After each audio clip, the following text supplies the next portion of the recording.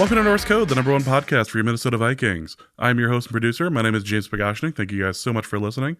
And at the other end of the tin cannon string, we have our analyst and co-host. You know him from numerous blogs and podcasts around the internet, most notably from Pro Football Network. He is Mr. Useful Human, Arif Hassan. Arif, is there anyone having a worse week in the world of football than Emir Marset? Oh, man, he's having a pretty bad one, isn't he?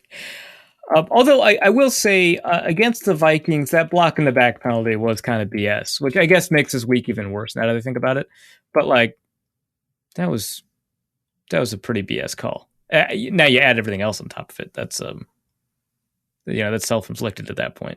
You felt bad, at least this game, watching the balls just, like, go through his fingers. And he's, like, taking his helmet off on the field in frustration. Like, I get it.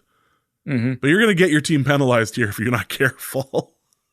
It's just so rough, man. It's so rough. And yeah, you can't be taking your helmet off on the field of play. But man, that's so rough. He's having himself a week. That dude needs some rest because the Bears are playing Monday night next week. Because why not? That game was terrible. Everyone involved with the planning of that game, the scheduling of it, should be fired. Not just from their jobs, but out of a cannon. That was awful. I'll give you 30 seconds to gloat about the Carson Wentz thing. I don't know why I would gloat about something like that. It just so happens that Carson Wentz is a very good fullback, something I had called a couple of years ago. I like to think that, Josh Norris says that the way that we should evaluate players in the draft is we figure out what they're best at and rank them all against the players at what they're best at. What can you do? And to me, Carson Wentz was a very good blocking tight end, could be a fullback. And he demonstrated that today. And so in order to kind of put him in a position to succeed, Washington, who of course won the game, ended up putting him in that position where he would be able to showcase his strengths as a blocking tight end or a fullback. And so I'm really happy that the Washington and Carson Wentz really found kind of the best fit for him. He's been kind of bouncing around teams a little bit. He's been played out of position a little bit. But I've always been a fan of putting players in positions to succeed, and as I think that the best opportunities ahead for Carson Wentz are at that blocking tight end, like a Josiah DeGuara sort of thing, or an Andrew Beck sort of thing. I think I just want to see him succeed in that role. Of course you do. So there, we got the Carson Wentz stuff out of the way. Let's get into the show. Again, welcome to North Code. Hope you guys are all doing well. We are going to be going over the Dolphins game in just a couple of minutes. We'll be previewing that with not just one guest, but two. So we'll be doing that in just a moment. But before we do, thanks for listening to North Code. If you enjoy the show and would like to donate to the show, you can do so in a couple of different ways. You can go to patreon.com/NorseCode and donate there. $3.50 a month will get you access to the Discord, bonus episodes, new one coming out here in just a couple of days, and all of that. You can also go to paypal.me/NorseCode as well, and that's a one-time donation. Or you can go to norsecode.threadless.com and donate there by buying one of the t-shirts on sale, or, a cup, or baby onesie, or a throw pillow. There's options. And with Thanksgiving coming up, with Christmas coming up, it's time to think holidays. It's time to get yourself an Arif shirt. So check that out over at norsecode.threadless.com. See, I'm just trying to help the holiday spirit by putting your commercializing your face. Yep. That if it wasn't so early in the episode, I like the idea of commercializing your face being the title of the episode, but we're going to move forward, and we're going to actually just jump right into the interviews. We actually have two interviews today. Arif interviewed Joe Schad, Miami Dolphins reporter for the Palm Beach Post. That'll be the first one, and then afterwards we have Arteaga, who is the host of the 3 Yards Per Carry podcast, and he'll be doing some talking about the Dolphins. So we're going to go right to these interviews, and we'll be back for the mailbag. All right, great. I'm here with Joe Schad, who has covered the Dolphins for the Palm Beach Post for 9 years now, to talk about some of the biggest storylines that I think, one of the teams that has the biggest national spotlight right now in the Miami Dolphins. They just happen to be playing the Vikings this week. How are you doing? Doing well. Thanks for having me.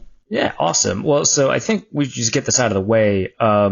Mike McDaniels announced that Skylar Thompson will be the starting quarterback this weekend, which puts Teddy Bridgewater as the backup. It sounds like he's going to clear the concussion protocol because I understand he doesn't even have a concussion. He's just in the protocol.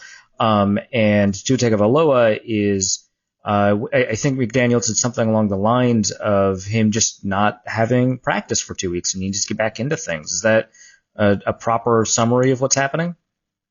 Yeah, it's certainly interesting that Mike McDaniel is choosing to start a 7th-round rookie in Skylar Thompson over Teddy Bridgewater when it certainly seems as though Bridgewater is going to be available. I believe the Dolphins are intrigued to find out what Skylar Thompson can do. He was excellent in the preseason, not quite as good after entering the game on an emergency basis after only one play last week. But, there's a chance that Thompson will be the Dolphins' backup quarterback next year at a reasonable salary. Teddy Bridgewater at a much higher salary, obviously, making more than $6 million a year. But Thompson kind of did outperform Bridgewater in practice and in the preseason. So it's kind of interesting the way McDaniel said that, the players support the decision. So Thompson, you have to figure will get at least a half or 3 quarters, and then if it's not working out well, they can always switch to Teddy Bridgewater if he is in fact available. Of course. And obviously Bridgewater against the Vikings, that's its own storyline, although we won't even know if we'll see Bridgewater. Are the players genuinely confident in Skylar Thompson, or is this just something that, players will always say that they're confident in whoever the starter is? But yeah, it's tough to know for sure. Bridgewater has the experience, and I think most of the guys would support the decision for Bridgewater to start. Obviously, the Dolphins' offensive coaches think Thompson gives them the best chance to win. Some of the reasons that might be true is Skylar Thompson has the strongest arm of the 3 quarterbacks, including Tua Tagovailoa, and he's also the most mobile of the 3 quarterbacks. So even though he might, he's not a 1st to 4th round draft pick, he has some of the physical attributes that Mike McDaniel and his former mentor, Kyle Shanahan, are sort of looking for. I guess you could kind of consider Skylar Thompson like a poor man's, what's Trey? What's the name of this, the rookie, the youngster in San Francisco? Anyway, Trey Lance, yeah. Yeah, Trey Lance. He's kind of like a poor man's Trey Lance. Yeah, that's so his arm is genuinely, you think, about that impressive, or by poor man's we're also kind of discounting the arm just a tiny bit too? No, Skylar Thompson has a good arm. He, Teddy Bridgewater got it out there over 60 yards in the air to Tyreek Hill in a recent game, so his arm is strong enough, and Tua's is probably strong enough, but Skylar has the strongest of the 3. Cool. Does it feel like with kind of this whole thing that the Dolphins are at the center of the story, or is this just kind of moved beyond? It's kind of a national story. There's no real team that's kind of dealing with kind of the ground zero of the controversy surrounding the concussion protocol. Well, it's an incredible fluke that they created the NFL and NFLPA a Tua Tagovailoa rule, whereby if you stumble, you're automatically ruled out of the game, and then one play into the next game, their backup quarterback is ruled out. Now, most people have not seen a stumble. We're looking for the video evidence of that stumble. The NFL, as of this recording Thursday afternoon, has not responded to requests for more details, clarity about what the spotter saw, whether or not there's consideration about adding some sort of clause that a player can only be taken off the field without evaluation from medical staff, unless it's clear and obvious that the player is stumbling or because it certainly wasn't clear or obvious. So there's still some tweaking that we believe needs to be done to the concussion protocols, because there's not a huge outrage about this because it's Teddy Bridgewater. If it was Aaron Rodgers or Tom Brady, I can guarantee you there would have been a larger national outcry.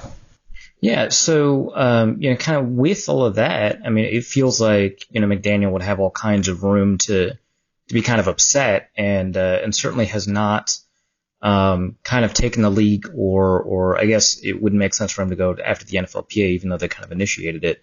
But you would sympathize with him if he had done that. How do you think that overall, though, he has handled this? McDaniel? Yeah. Yeah, well, McDaniel's a guy who seems to be, transparent, but he's smart enough to know that he can say, hey, I never saw Teddy Bridgewater stumble, but, and the but is the important part, I'm not a brain specialist. I'm not in the business of grading spotters. Whatever the NFL and NFLPA come up with to protect the safety of players, I support. Those are the things he should say. Those are the right things to say, and certainly I'm glad he said those things too. Do you think that kind of his sensibility towards kind of how one should handle this has kind of driven the decision not to have Tua active this week? Do you think that's really because of a preparation issue for game readiness, or is there like an underlying medical or political concern that maybe he's not speaking to but catering to?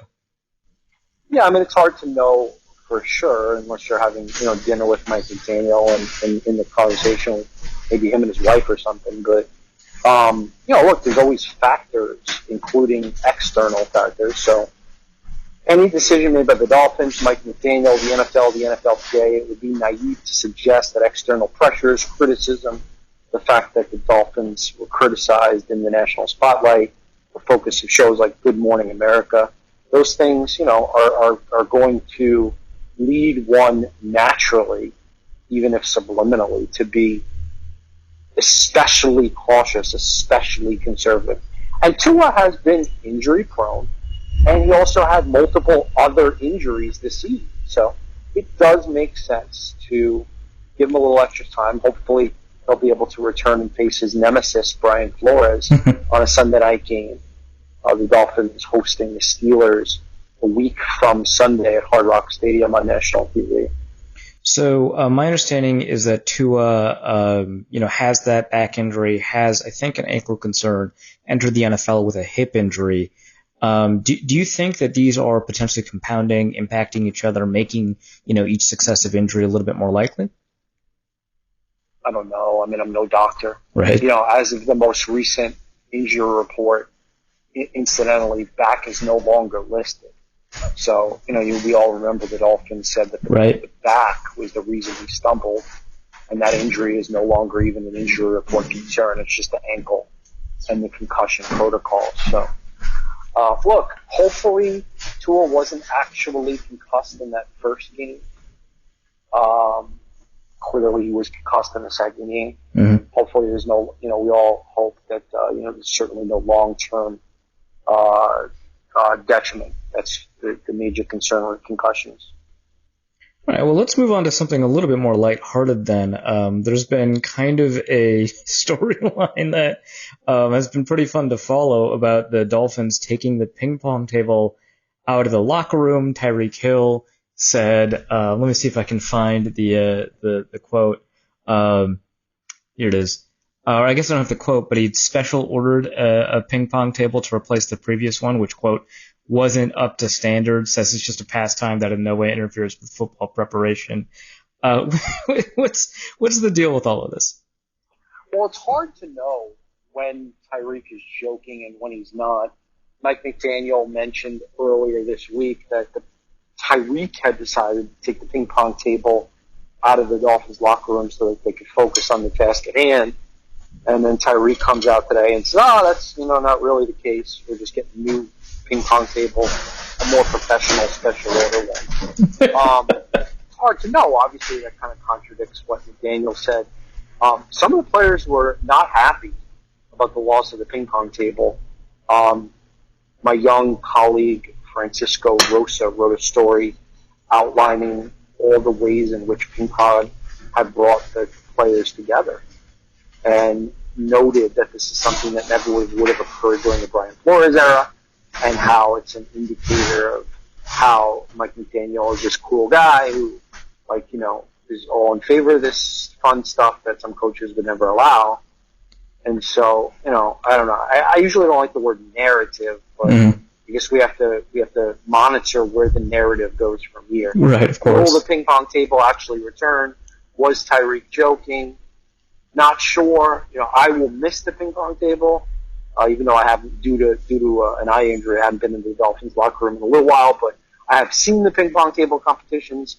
I enjoy the ping pong table competitions. You know, I think it kind of. I think the concern here is, like, it's all fun and games when you're winning, but the criticism is going to come when the losses start. And after only 2 losses, there will be knuckleheads in this country who will say that the Dolphins lost because of ping pong, which is clearly ridiculous. There are Twitter keyboard warriors who will blame ping pong. Oh, absolutely. You can write any narrative based off of any of the set of the circumstances, right? If the ping pong table comes back and then they win the next game, it's because, you know, morale is up, right? but, you know, if they lose, it's because it's a distraction. So you could write basically any story off of it. It'd be, it's just one of those things. You can't back test it. It's just, you know, we say it because we believe it and we don't have to prove it. So. What are kind of the injury updates? I know that Xavier Howard is out. I know that Raheem Mostert said that he expects to play. We just covered the quarterbacks, and then Teron Armstead didn't practice. As of the most recent injury report, we don't have the Thursday one as we're recording this, but what can you kind of tell me about the relative health of the Dolphins, who had a very extensive list of players listed on that report? Yeah, I mean, Armstead is key. He's, you know, the left tackle and a Pro Bowler, and the Dolphins' offensive line is much different without him, and he would actually be protecting Skylar Thompson or Teddy Bridgewater's blind side. Keep in mind, he does not protect Tua Tagovailoa's blind side. So Armstead has been able to not practice yet play through the toe injury. You know, it's hard to say. Not practicing on a Thursday is a little different than not practicing on a Wednesday, because he's done the veteran rest day on Wednesday. So if Armstead was unable to play, the Dolphins are optimistic that Austin Jackson is ready to return from injury and play right tackle. That would slide Greg Little, who's more comfortable at left tackle and has struggled a little bit in the most recent game at right tackle, over to the left side. So not ideal, but you know, maybe Armstead will be able to play through the injury. He wants to. Yeah, fair enough. And with Xavier Howard out, who steps up in that case? Is it Noah Igbenogany, or are there other corners that, you know, will be put up to the task? Yeah, so Byron Jones continues to be sidelined on the physical and unable to perform list due to the lower leg injury. The Dolphins have gotten some pretty solid play from undrafted Division II Texas A&M Commerce native of Ivory Coast, Kader Kohli, which is obviously all a really cool story. This guy comes out of nowhere to just, you know, I love those stories. Yeah. This kid, you know, his parents were able to come to the United States because they won a ticket to America in a lottery. I just love that. So he's been good. Igbenogany, who's Nigerian, since we mentioned that who was a native of the Ivory Coast, has not had success in his early career, despite being a first rounder. So, who is ahead of him? Nick Needham, another undrafted kid from UTEP, who once played on a winless UTEP minor team, is also ahead of Igbenogany. Look, they don't always work out. It just appears that Igbenogany is not going to work out. Oh, that's too bad. And so, but it would be the expectation that with Xavier Howard out, it would be Igbenogany? Well, Xavier is gonna try to play. Mm-hmm. So Xavier back, Byron out. Oh, okay, fair enough. How critical? So you mentioned when we were talking before the show, you know, the Dolphins expected a little bit more out of this defense, or at least observers expected a little bit more out of the Dolphins defense, and there certainly is a lot of talent. We've seen some emerging talent with Safety, Javon Holland, I think, is second-year player. And we know that, you've got, quality players left over from the Brian Flores era, but the numbers at the end of the day, the points that are allowing, that's not really good. What's kind of the underlying concern here? Well, the Dolphins haven't gotten enough pressure when not blitzing. Last year, they had a lot of sacks, especially in the second half of the season, because they were able to blitz. Now, they can't blitz as much because Byron Jones isn't playing, and Xavier Howard missed the last game due to groins injury, groins with an S. We do have multiple groins, all of us. But guys like Emmanuel Ogba and Jalen Phillips and Zach Sealer and Christian Wilkins, Jerome Baker, front seven guys with a lot of talent, need to all kind of step up their game a little bit and get pressure on the quarterback when the team is not blitzing. And so eyes have kind of swung towards defensive coordinator Josh Boyer, who Mike McDaniel retained at the recommendation of the Dolphins organization. That was not his guy. They asked him basically to keep Boyer. And, and it made sense. It makes sense to me. I endorsed it because you're able to keep the same defensive scheme in place in a time in which defensive schemes so often change from year to year. Last year, there was speculation that the Dolphins' defensive improvements were spurred by the increased collaboration of Brian Flores and other now departed coaches. So the pressure is on Boyer, especially with Flores coming back to South Florida in 1 week's time, to increase the sacks, increase the turnovers, decrease the yards, and just frankly get the Dolphins defense playing at the level it was playing at the end of last season. All right. Well, I think that covers a lot of bases for us. Thanks so much for helping us preview the Dolphins-Vikings game. What are your thoughts on like a final score prediction, and where can people find you? It's interesting. I think the Dolphins are favored, and I don't know with the Skylar Thompson news what the most recent lines are. Let's say USA Today, NFL odds. While I look that up, you can check me out on Schad Joe, SCHADJOE, on Twitter, Facebook, and Instagram. I'm trying to especially expand my Instagram audience. Okay, so I think the Dolphins were 1 point favored. They're now 3.5-point underdogs. So that must have been largely on the Skylar Thompson news. So, wow, 3.5. That's interesting. And the Vikings are 4-1. I think it'll be a competitive game. I think Skylar Thompson will play better than he did last week. I would have to agree with the odds makers and suggest that the Vikings will probably win this game by a few points. That said, the Dolphins have won a franchise record 8 consecutive home games. I think that they will be in this game, and I think that Josh Boyer will have a pretty decent plan to hold up against the Vikings. Key injuries to Toronto Armstead and Xavier Howard would be the biggest reason whether or not they play and or hold up in the game. I'll give the Vikings the edge in this one by a few points. I wouldn't necessarily bet the Vikings to cover, but I like the Vikings to probably win this game. All right. Thanks so much. All right. I am here with Alf Arteaga from the 3 Yards Per Carry podcast, a podcast about the Miami Dolphins. How you doing, man? Well, I'm doing great. Awesome. Obviously we're going to be here to talk about the Miami Dolphins, but I don't know. They seem like they're the team this week, at least, that's in the national spotlight. I was already able to talk to Joe Schad from the Palm Beach Post about kind of the newsy aspects of it, but I don't know that I've got a great understanding of who Skylar Thompson, the quarterback that Mike McDaniel named as the starting quarterback for this week. I don't really have a good sense of kind of who he is as a quarterback. Do you have a good read on who this guy is? Well, he was a darling in the preseason. Made a lot of plays on the move. Of course, he was doing it with guys like Eric Ezukama, who's not active right now, who was our 4th round pick at wide receiver.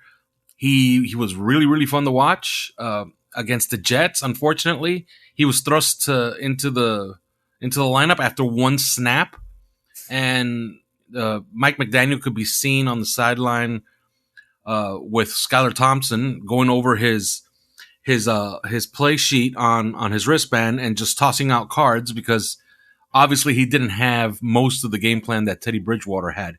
Right. So I would expect now with a few more days to actually prepare, he'll have a game plan. He is, if you want the front page on Skylar Thompson, big arm, pretty athletic, and he tends to make a lot of plays on the run. Do you think that? So I know that McDaniel comes from the Shanahan tree. They're really play action heavy. They're very run heavy, generally speaking. You think with like a backup quarterback, one that does pretty well on the move, you think that we're going to see a lot of boot action in this game? Absolutely. And I think you're going to see a lot more of what you saw last week against the Jets. They kind of, with Tua Tagovailoa to start the season, it's been mostly shotgun, a lot of empty, and they've been throwing the ball all over the lot. And the running game was kind of on the back burner, let's say. And you did see a lot of play action with Tua that he was taking advantage of it. With Skylar Thompson, I think they're going to get a little bit more down to basics. Against the Jets, you saw them much more run heavy. They kind of found the running game with Raheem Mostert as he ran for 118 yards. They ran for 137 as a team. And if you watch the film in that game, they were doing it against 8 and 9 man fronts against the Jets. So they were finding success with a lot of leads and a lot of outside zone. So I would expect a little bit more organic, let's say Shanahan-esque style game plan than what we were getting with Tua Tagovailoa. With Tua Tagovailoa, it was a lot of shotgun, a lot of stuff that was really uncharacteristic of a Shanahan offense. It'll be more down to earth with Skylar Thompson. Cool. And if, the Vikings, presumably they've done their draft research on the guy, I'm sure that they are watching the Jets game back and forth. If the Vikings were to kind of identify an area that would allow them to best disrupt Thompson, whether it's, blitzing a lot, match zones, confusing fronts, weird coverage shells, whatever it is, what would it be that would kind of limit him the most? And what are the kind of the biggest mistakes the Vikings could make that would enable Skylar Thompson to have a huge impact? The biggest mistakes that they could make, I'll start there first, is to try to drop people into the box, to try to fluster him into being a one-read guy, because he has, on the outside, he still has Tyreek Hill and Jalen Waddle. And one thing every quarterback in the NFL can do, if they have an adequate arm, is just throw it as far as you can. And the Jets tried to do that a couple of times, and he took advantage of it. Now, he didn't hit these plays, but he got big pass interference penalties against Sauce Gardner on one, and I believe DJ Reed was the other one, or Michael Carter was the other one. But, both went for over 40 yards. Those are 40-yard penalties that can change a game, right? So I think the biggest mistake is to try to drop people into the box and give him a single high look and just make it really easy for him to just play pitch and catch with Tyreek Hill or Jalen Waddle. What they would be smart to do is play a lot of man under, because he does tend to trust his arm, throwing from the far hash to the boundary. And, even last week, he completed a couple of those passes, but it was close. They were well covered. So I would just flood the short zone and force him to try to push the ball into the intermediate areas. Other than that, just be sound. Just don't give him many single high looks and make it easy for him. Now, when you kind of lay off on the single high looks, when you've got, too high safety, maybe you're rotating into a cover 6, maybe you've got cover 4, maybe you're playing a little bit further off, and you've got your eyes on the quarterback, you're a little bit further away from the line of scrimmage, and that, allows athletic quarterbacks, the opportunity to scramble or even, to have a couple of designed runs in there. Do you think, that's a risk with Thompson, or is he, despite kind of that mobility, somebody that likes to stay in the pocket a little bit more? He showed when he was drafted, the way he was advertised as an athletic guy that would take off, and the film seemed to bear that out. And when he was drafted and we first saw him in camp, the word around the Dolphins and around camp was maybe this is a guy that they can use in like wildcat settings or on the goal line as a run first quarterback. That never really materialized. And as we saw him play in the preseason, and he had a great preseason, he was the darling of preseason football. he never really took off all that much. He showed he has some wheels, but he showed that he was a guy that was willing to stay in the pocket almost to a detriment. And that's kind of what caught up with him against the Jets. He did hold the ball a little bit too much. And what gave him some success in the preseason is what I think hurt him in his action against the Jets, which is he really didn't know when to give up on plays, and he would try to extend them with his legs and hold on to the ball. If he plays on schedule, I believe he can be fine. It's just he's going to have to resist the urge to not play on schedule. Hey, let's talk a little bit more about that running game. Seems like a natural transition. So Raheem Mostert mentioned today that he expects to be able to play. He was on the injury report, and it sounds like that is a fairly fair expectation. I don't think we have the Thursday injury report yet, but on Wednesday he was there, and he said, he thinks he'll play. We saw a little bit of Chase Edmonds. I don't think we want to see that much more, at least if we're Dolphins fans. Tell me a little bit more about Raheem Mostert. I know obviously he's a San Francisco guy. He's part of the DNA of speed that the Dolphins have been investing in. But as a running back, kind of what does he offer? He's really good on one cuts. He finds the landmark really, really fast. And you can tell that he grew up in this system. He knows this system. And I think that's what's given him an edge over Chase Edmonds. Chase Edmonds kind of has an issue with drop passes as of late. It started with a drop touchdown pass in the Cincinnati game.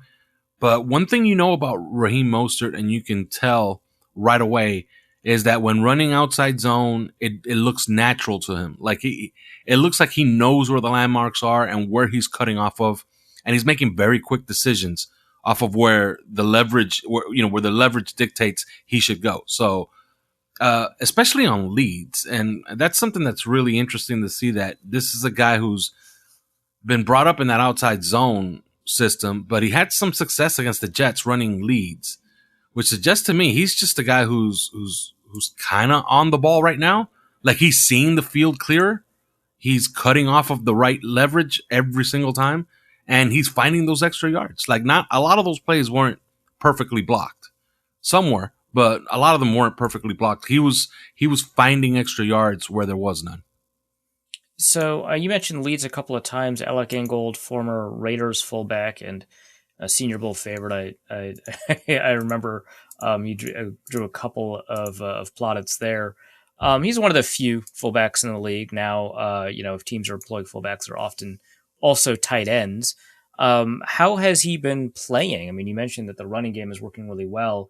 When you've got leads, it doesn't always include a fullback. Sometimes it'll include a tight end or even a guard. But it sounds like Ingold is playing a pretty significant role in this offense. Yeah, he's had some very good moments in this offense, especially blocking and blocking downfield. Mike McDaniel, since he came in, it's different watching a Mike McDaniel offense because he's liable to throw a smoke screen. And fine, you're throwing a smoke screen to Jalen Waddle, but all of a sudden you see Alec Ingold out in front of him blocking, and you're like, how did that happen? Well, that happened because he had Alec Ingold flexed out as a wide receiver. So sometimes he'll run what is essentially a lead smoke pass, which is odd, but he's ran it like 3 times this year, and to great success with Tyreek Hill and Jalen Waddle. So that's something you're going to see where Alec Ingold is going to line up at wide receiver on us. Like they're going to come out in 21 personnel. Alec Ingold is going to go in motion. He's going to line up at wide receiver out wide. They're going to be empty. And then you're going to see Skylar Thompson just throw a smoke screen to Jalen Waddle, and all of a sudden he has Alec Ingold as a lead blocker. That's something that they might use. Alec Ingold as a pass catcher, dropped a big one against the Patriots, and then dropped this almost an identical wheel route against the Bills. So we haven't seen him pay that much dividends as a pass receiver yet, but as a blocker, he's been fun to watch. Cool. And part of that blocking game includes that tight end unit. I know that, Mike Gesicki doesn't really have much of a reputation as a blocker, but Durham Smythe out of Notre Dame did carry that reputation. I know that, we got a couple of other tight ends on the roster, Hunter Long, Tanner Connor. How has that tight end group looked overall? I feel like Gesicki, his production numbers aren't quite where I think a lot of people want them to be. Yeah, he's been essentially invisible. What what Mike Gesicki has brought to the team so far this year is that the Dolphins do have pretty good numbers in 11 personnel. But that was with Tua Tagovailoa, and he's not playing on Sunday. Now you ask, okay, their numbers are pretty good in 11 personnel, and who's the tight end? Well, it's been mostly Mike Gesicki. And the reason their numbers on offense in 11 personnel have been pretty good is because teams are still respecting Mike Gesicki, and you kind of have to respect a 6'6" guy that runs like a 4.5 flat, when he's stretching your defense, right? Mm-hmm. So, he's moving safeties. He's moving them off the hash, which is helping to get Diggs underneath with Waddle and Hill. So in that respect, he's worked. In other respects, he's been essentially invisible and a non-factor, aside from a couple of catches he's made this year. Durham Smythe is extremely important to this team. Of all the guys that were on the injury report this week, that I think was the biggest one because he's extremely important to the run game. Especially when they go 12 personnel, they don't have anybody else to play alongside Gesicki in 12 personnel. So Durham Smythe is extremely important as a blocker. He's essentially the only guy that they have at tight end that you can trust as a blocker. Hunter Long is a guy that the light has yet to come on for him, although they keep talking about, and he looks great, like you can see he's a big guy that can block, has some good tape as far as a blocker. And then you see him and, he's a big guy running into the secondary, looking the part, but he just hasn't produced yet. He still hasn't done anything. And Tanner Connor's a guy who is extremely fast. He was a sprinter in college. He was a track and field star and played actually wide receiver. Now he's bigger because he's about 225 pounds. He's almost exclusively a pass catcher. And last week, he finally got an opportunity against the Jets, dropped the big 2nd and 11 pass that hit him right in the hands, would have gone for like 15 yards when they were down 19-17 when it was a game with 9 minutes left. Who knows what would have happened from then on. So we thought this was going to be a pretty good unit. Mm-hmm. This unit also included Adam Shaheen, but when the season had started, but he's on IR for the season with an injury. It's been kind of a disappointment, this unit. Out of all of them, the one guy that you could point to and say, look, this is a guy that is kind of steady and important. And when you see him on the injury report, you kind of like cringe a little bit, is Durham Smythe. Absolutely. Like they can't afford to not have him out there. You're telling me about a lot of drops. Got a drop prone tight end. You got a drop prone running back. You got a drop prone fullback. The receivers, they're playing pretty well though, right? Yeah, those are the ones that are not dropping the ball, and that's why they get the ball so much. Okay. It's good. So they've made a pretty significant investment in receiver over the past 2 years. Obviously, there's the trade for Tyreek Hill. They signed Cedric Wilson. They drafted Jalen Waddle in the first round. They also drafted Eric Ezukanma, who you said wouldn't be available for this game. And I know that Trent Sherfield, who's now more famous for kind of what the back end rather than what the front end is doing, I guess. But Trent Sherfield has been catching a couple of passes.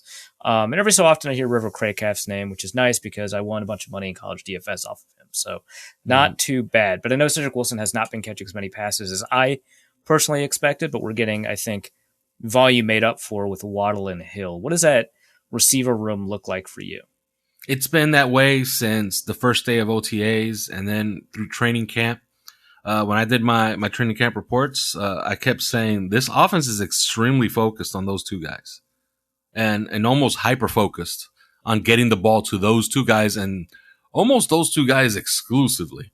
Now, since the season has started, Cedric Wilson does have an excuse. He did get a little bit of a run against the Patriots and played some snaps against the Ravens, but he's been injured with a rib injury since the Bills game. So, maybe he has a built-in excuse, but I would say that Trent Sherfield has really overtaken him in the depth chart and probably deserves the snaps that he's getting right now. He's been a revelation. Like when they brought him in, everybody was just talking about, okay, then here's the guy who's going to replace Matt Collins, because Matt Collins was a special teams ace on this team for the past 2 years. So it made perfect sense. Like, okay, they're bringing in their own guy from San Francisco who's going to serve the Matt Collins role, which is wide receiver 4 and a special teams ace. He's been more than that. First of all, he's a willing blocker. And it's one thing to be a willing blocker, but it's another thing to be an effective blocker. And Trent Sherfield is an effective blocker. And he really has not had a bad moment yet receiving the ball. So he's made plays. And when you really dig into it, this is a guy who has some size. He's about 6'1", 225 pounds, and runs a pretty decent 40. I believe he ran 4.52 at the combine. So this is a guy who's capable at that position. And, he's been a revelation. As far as River Craycraft, all he does is catch touchdowns, I guess. He's not, he's showing up in the box score with a couple of touchdowns here this season, but he doesn't get many opportunities because they just really go from 11 personnel to 21 personnel. And it's really those three guys. Like when they go 21 personnel, sometimes Waddle will get a blow or Tyreek Hill will get a break, and it's going to be Trent Sherfield that's going to come in their place until Cedric Wilson gets healthy. As far as Eric Ezukama, he had a monster preseason and he looks the part. But Wes Welker also said he won't play until he knows the game plans and he knows the playbook. And when you read between the lines, it's obvious that they tried him in practice and he was probably running the wrong depth because his offense is a timing offense. Mm-hmm. So if you start running the wrong depths on a lot of routes, Wes Welker's not going to like that. And Mike McDaniel will defer to Wes Welker as far as who's ready to be in uniform on a Sunday. So Eric Ezukama is a guy that I would wait for toward the end of the year. That's fair. The Texas Tech connection isn't enough. It's not going to. No, not enough. It was enough to get him drafted in the 4th round. That's what it was enough for. That's fair. But yeah, Tyreek Hill, Jalen Waddle, they're meeting and exceeding expectations. It sounds like. Yes. Yeah. All right. That's the offense. It's those two guys. Yeah. Speaking of Tyreek Hill, so my understanding was that, at least based off of what Mike McDaniel said, is that they took the ping pong table out of the locker room at the behest of Tyreek Hill, which I think on Monday or Tuesday it was reported that was because they wanted to kind of focus on the games at hand. Mm-hmm. Tyreek said today, and Joe Schad told me that, like, you can't tell if Tyreek is joking or not, that actually the ping pong table wasn't up to standards, and so they're getting one sent in. What's going on, man? Yeah, today he said, we wanted to focus on the game plan. That's what he says. And Tyreek Hill, like, he's always constantly joking, but today he said, I had one custom made with the Dolphin logo, and that's the one that's going to get delivered next week. And he declared that the player tournament would go on next week. So so there's a whole setup. Okay, who's the favorite? Supposedly Tua is really, really good at ping pong, and Tyreek is right up there with him. Although if you listen to Tyreek says that he's essentially carrying the entire bracket and that he's going to win the tournament. But essentially, those two are like the leaders. And down here, it's kind of well known that Tua is like a ping pong and golf enthusiast. So, all right. So it stands to reason that he's probably good at ping pong. All right, I guess that works out. All right, so I skipped right past the offensive line. Got to talk about it. Was it PFF said that the worst pass blocking group in the league? I'm not entirely sure. Does that sound right to you? It doesn't sound right to me, and I'll tell you why. They've had a lot of injuries, and even when they've had a lot of injuries, you can't have the game that you had against Buffalo, where Von Miller was essentially erased, and Greg Rousseau was made a non-factor, and call them the worst pass blocking group in the NFL. They also had a great game against the Ravens. That's almost half the season already, where they've had clean sheets. Teron Armstead has been as advertised and even better, although he never practices. Yeah, that's right here. He just doesn't practice. Yeah, he doesn't practice, which is interesting because Mike McDaniel has like a no practice, no play policy. And they asked him, but Teron Armstead doesn't practice. And he says, well, he's different. He's Hall of Fame. Come on. Yeah. Which makes sense. But their center, Connor Williams, look, when they brought him in from Dallas as a left guard, everybody was saying, why are you going to move this guy to center? Well, evidently the answer seems to be because he could probably be a Pro Bowl center if they moved him to center. He's been very good. Robert Hunt is playing at a Pro Bowl level. Their issues are and still remain at left guard and right tackle. Liam Eichenberg has just not been good this year. Mm-hmm. And at right tackle, they started with Austin Jackson. He got hurt against the Patriots. Greg Little came in and played 2 very, very good games. One really good one against the Ravens and a really good one against the Bills until he hurt his hand. And the team is not very forthcoming on what the injuries actually are. But the rumor is that he broke fingers against against the Bills. And ever since then, you could see that Greg Little has had some bad moments. The good news is that Austin Jackson is returning to practice this week. So they're going to have a decision to make pretty soon at right tackle. But left guard has been a sore spot. And I don't know how it gets better. Maybe it gets better with Austin Jackson moving out there permanently at left guard.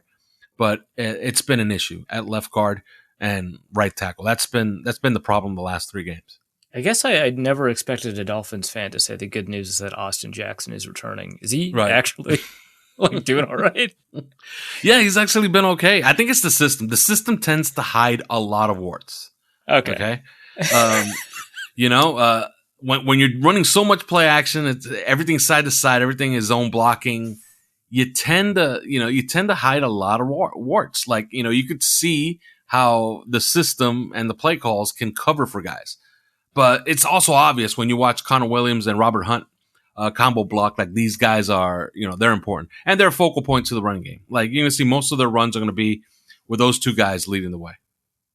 All right. Well, good time as any to switch to the other side of the ball. I think one of the concerns that a lot of people have, first of all, just generally speaking, that defense has not been, I think, living up to the standards. My understanding, based off of the conversation with Joe, was that they kept the defensive coordinator as a request. It wasn't necessarily a Mike McDaniel's guy, but they liked what the defense did last year, and Josh Boyer was a part of it. But we're not seeing that defensive performance. And I'm taking a look at this group of names, at least along the defensive line, and I like it a lot. Emmanuel Ogbah has been, I think, perpetually underrated. Christian Wilkins, great first-round pick. Jalen Phillips, fun first-round pick. I don't know, great or not, but certainly one of the more exciting prospects originally from UCLA, and then I believe went to Miami before he got drafted. Melvin Ingram, everyone kind of knows who that is. But it sounds like unless they're blitzing, which, Dolphins aren't afraid of, Raekwon Davis, I forgot him too. Yeah. Unless there's Zach Sealer and super athlete Zach Sealer from Baltimore. Yeah. And insanely large nose tackle John Jenkins, right? This group, I like all of these people, right? So like, why is it that it requires that a 4 or 5 person rush can't seem to generate that much pressure? Yeah, and that's a great question, and it's been a sore spot down here. As far as if the defense has played well or not, it played really well against Buffalo. Like, that was a great moment. It was that defense, the way they played against Josh Allen, the best offense in the NFL. You looked at that and you said, okay, they have a defense. Like, this defense could carry this team. Since then, it's been different. What has been different? All the injuries in the secondary. They played a really good half against Cincinnati. They fell apart in the second half against Cincinnati. And it had to do with Xavier Howard leaving. Once Xavier Howard leaves, this is a man defense. And once your top corner leaves, and they don't have Byron Jones yet, but once he leaves, it changes the defense completely. Now, on the defensive line, there's a lot of questions there. First of all, we know Christian Wilkins is going to play hard, and he's going to play with great effort. He's going to play well. Zach Sealer is one of the best defensive tackles in football, period. He just doesn't get the love because, he's not Christian Wilkins. He doesn't do too much dancing. Okay. Raekwon Davis is the nose tackle, and John Jenkins comes in on 3rd and 1, 4th and 1, which leaves the 2 ends. Okay. Emmanuel Ogbah has had an awful season. After he's been paid, he had a great game against the Bills. He's been non-existent for the rest of the season. Josh Boyer this week, for the first time, called him out by name, said that he has to look himself in the mirror. He has to be a little bit, what was the word that he used? He has to be a little bit introspective. I forgot what word. Yeah, that's what he said. And he has to think about, how he can contribute, because he's going to get with the coaches and try to manufacture some opportunities for him in the pass game as well. Jalen Phillips has just been bad luck. If you believe in some PFF and especially ESPN's pass rush win rate, he's been in the top 10 all year and the top 5 for most of it. He seems to be getting there. He seems to be getting hurries. He seems to be getting pressures. He's just not getting the sacks. He's had a couple of nice moments in as far as setting the edge against the run game. But his problem has been also missed tackles. Like I believe he has 7. I'm sorry. He has 5 missed tackles this season. He had 8 last year, the entire year. Huh. And he already has 5 this year. So that's been his issue. We're waiting for him to get there, but he's not getting there. Trey Flowers has been injured. Yeah, that was a nice signing to provide some depth, but he's been injured. There's no word if he's going to be playing this Sunday. He wasn't available this past week. And as far as Melvin Ingram, he was the AFC Defensive Player of the Month, but he was mostly Johnny on the spot. He was making plays all over the place for the first month of the season, and that's why he won the award. He's been a revelation. Like, he's a guy who's played very, very well, but I would suspect they want to start reducing his snap count as the season moves on, because then you're just not going to have an effective Melvin Ingram down the stretch. That's fair. Before we get to the linebackers and the secondary, hearing a lot of this guy played really great against the Bills. This guy had a really wonderful game against the Bills. If we get rid of that Bills game, just excise it from our memory, how confident are you in this Dolphins team? Besides that Bills game, well, they beat the crap out of the Patriots, and then they came back on the Ravens. Mm-hmm. I would say this team for 3 years has shown that there's something that you can say about this team for 3 years, and somebody showed the stat. In games that Tua has played completely from beginning to end, or finished or played the majority of snaps in, they're 18-4. They're 2-10 otherwise. Okay. All right. So Tua, yeah, okay, maybe he doesn't light up the scoreboard and the box score, although he has this year. But one thing you can't say about Tua is that a coach can tell him, look, I want you to play this way, and he's going to be a good soldier about it. He's going to play that way. He's not going to turn it over. He's going to play on schedule. So he's going to help you win. We're deep in the depths of Tua and on. Yeah. This team just seems different in 2 respects. When they don't have Tua, they tend to turn it over, and that has a lot to do with the quarterbacks that they play. And when they're on the road or when they're at home. At home, like I have the stats here, they've won 8 in a row at home. And before this last one where they beat the Bills by 2 points, their average margin of victory in those wins was 12 points. So they're not winning close ones at home. They're just winning by 2 scores at home consistently. On the road, it's been different. It's been a chore. Like, they have to eke games out. They're not going to beat you up. They're going to try to make a play in the fourth quarter and have it be the difference. So it's been a helter-skelter, Jekyll and Hyde type of team so far this year. But the roster's good, and we're expecting it to turn around eventually as health begins to come back. So I think one element of this is that, there's been a lot of discussion about the nature of, the coaching switch, the nature of Brian Flores and his impact on the team, his impact on Tua. But like you said, the roster is good. The players that have come in are good. There's a lot of, Flores guys, I think, on the roster. In some sense, maybe Trey Flowers is one of those guys. But I think the most Flores guy I can think of is probably a Landon Roberts, directly from the Patriots. Very does his job, very does a specific job. And he's the only 3-time captain on the team. Yeah, he's been captain for 3 years here. Yeah, I love him. Now, PFF score isn't that great for him this year, but just generally speaking, I love him. I think he was supposed to replace, was it Hightower in New England? He replaced a linebacker in New England. Everyone was wondering what's going on. He had a great season there doing that before he hit free agency. Now, him and Jerome Baker, I think, form a pretty good linebacker group. Jerome Baker, I believe he last year just signed a mega contract, well deserved. Another name that, what was he, like a 3rd rounder out of Ohio State? Another name that I don't think gets as much play across the league. Not like the Vikings on Eric Kendricks, people are somewhat familiar. DeMario Davis, people are pretty familiar. But, Jerome Baker, people aren't talking about that much. Can you tell me about this linebacker group? Yeah, it's one of the thinner groups on the team, but they all have their own role.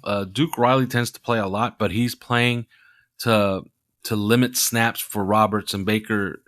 And Baker's liable to go almost wire to wire in a lot of games. Okay, Jerome Baker, for whatever reason, fans down here, they got to find somebody to beat up on, and Jerome Baker's been that guy for 2 years for whatever reason.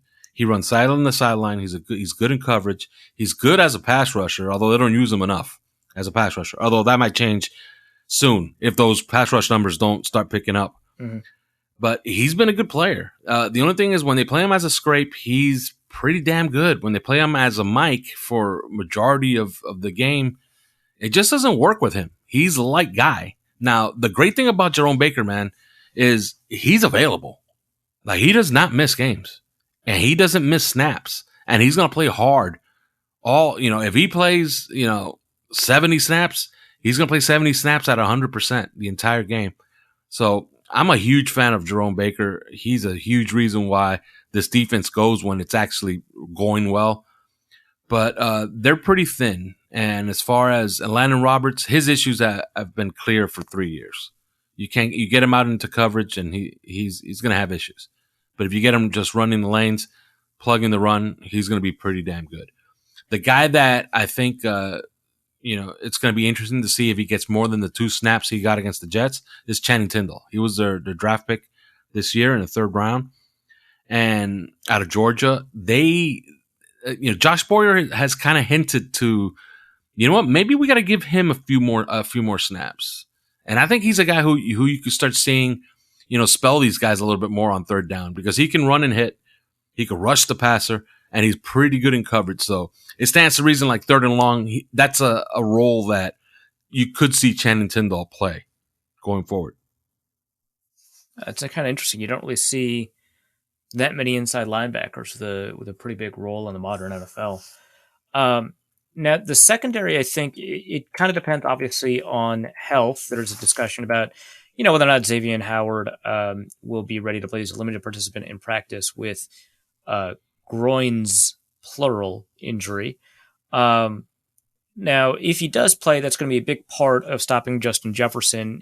I assume, I don't really know how they game plan. I know sometimes the Patriots put their best corner on the second best receiver and then double team the best receiver. But for the most part, people have been stopping Justin Jefferson by putting their best corner on Justin Jefferson and then shadowing a safety on top. And so it feels like Howard would play a pretty big role in that world, but I don't know if he's going to be available. And it sounds like in that circumstance, 1st round pick Noah Igbinoghene would end up getting playing time. Now he's lost playing time to, as I understand it, an undrafted rookie free agent, Kader Kohou, I think is how you pronounce his name. Kader Kohou. Kohou, from the Ivory Coast. Nick Needham, an undrafted guy from 2019. How has this group looked, and how important is Xavier Howard to that group? And it sounds like Byron Jones, who normally would be stepping in that circumstances, may or may not be. Xavier Howard is all important to this group, and I could tell you right now he's playing. He announced on Tuesday that he's over his issues, at least for now, and he planned on practicing and playing, and he's practiced all throughout the week.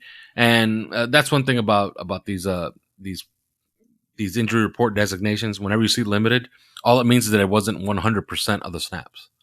So it could have been that Xavier Howard practiced 99 snaps out of 100, and they're going to say, oh, he was limited. But yeah, he's expected to play. Kader Kohou is a guy who has been slowly and steadily increasing his snaps because he's just been really, really good. Now, at one point, and I don't tend to put too much stock in PFF, but PFF had him ranked as the best rookie defender in the NFL. And that was through 3 weeks. He had a great game against the Bills also. He's a really good tackler. He's physical and he's handsy, and that's probably going to be an issue if they're going to match him up with Justin Jefferson. But they've shown both things, okay? Against the Bills, they had Xavier Howard shadow Stephon Diggs the entire game. Against the Bengals, they decided we're going to put him on T. Higgins, and then he had to leave at the half, but he wasn't having a lot of success against T. Higgins, by the way. And then we're just going to double Jamar Chase. And they actually had some success doubling Jamar Chase. So they've done both already. So I don't know what they'll do against Minnesota. But Xavier Howard has now had a game and a half to rest and another week of practice. So it's 2.5 weeks since he got action. So he should be healthy. I would say that maybe, he's going to go back to his role of traveling with Justin Jefferson. That would make a lot more sense. And that will free up Javon Holland to do other things as well, because they just need it. Yeah, I mean, let's talk about Javon Holland, because he had a phenomenal game. Was it 2-3 weeks ago? It's basically every defensive stat you could have, he stuffed. That was pretty cool to see. Second year player. I know that, Miami has always had, a safety here or there for the past, I want to say, decade. That has been really fun to watch. And I think that that's maybe the best way to characterize Javon Holland. Fun to watch. How has that safety group looked? What role do they play? Because it sounds like, hey, Miami likes to do a bunch of simulated pressures. They like to pressure a lot. Safeties seem to be kind of a big part of that, and Javon Holland in particular. Yeah, it's mainly 3 guys that you're going to see. It's Javon Holland, Brandon Jones, and Eric Rowe. They're going to start the game with Javon Holland and Brandon Jones. Brandon Jones, he runs the alley. He's a hitter. He's a good box safety, good tackler. He's bad in coverage. Javon Holland does it all. Like he's their deep guy, but he can play on the line of scrimmage. They play him at linebacker sometimes. Javon Holland is, for a second-year player in this type of defense with Josh Boyer, who really has he really controls his own defense. And for him to be a captain and be a signal caller on this defense tells you all you need to know. Javon Holland he's going to be a star in this league. Now, the third guy is Eric Rowe. Eric Rowe seems to have a specialized role. He covers tight ends in man. And whenever they play their big nickel, he's the one who's going to come in, and then they're going to play their 2 corners on the outside. The issue is that they don't have the other corner that they usually play their big nickel with. Last year, they would play with Byron Jones, Xavier Howard, and then they will play Brandon Jones, Eric Rowe, Javon Holland, and that would be their defense. That would be almost their base defense. That's not the case this year. This year, they're playing a true slot corner, and Eric Rowe is only coming in as a specialist to guard tight ends. He had some moments against Dawson Knox, but they really haven't faced great tight ends so far, and he hasn't gotten the playing time that he's gotten in the past. I would expect that they're making some changes this week on defense, and one of them could be getting him in more into Brandon Jones' role, because as Brandon Jones is a great hitter. He's a great blitzer also. He's a great pass rusher as a safety. He kind of suffers in coverage. So a team that they don't want to give up too much stuff, especially in the intermediate, I would say that Eric Rowe is going to start supplanting Brandon Jones a little bit as far as his snaps, depending on it's going to be matchup dependent. But those 3 guys are the ones that you got to look for. And Javon Holland just plays every single snap. He's going to be extremely important to this defense. What to you is the most likely path for a Vikings win, and what's the most likely path to a Dolphins win? The most likely path to a Vikings win is that Skylar Thompson implodes and turns it over. They can't survive that. They can't survive giving short fields to the Viking offense. Another thing is they got to limit Dalvin Cook. Now, if they can limit Dalvin Cook to a very boring 4 yards to carry the entire day, but they don't allow any 15, 20-yard runs, that'll work too. They're capable of doing those things. But chief among them has to be taking care of the football. Skylar Thompson cannot turn it over. He starts giving short fields, that's going to be an issue. The biggest path to a Dolphin win is to play completely on schedule, run the ball, no turnovers, and then create some on the defensive end. That's been their calling card. It hasn't been for the most part this year. They've made some big plays and some splash plays on defense, but they haven't done it consistently. They might have to do more in this game.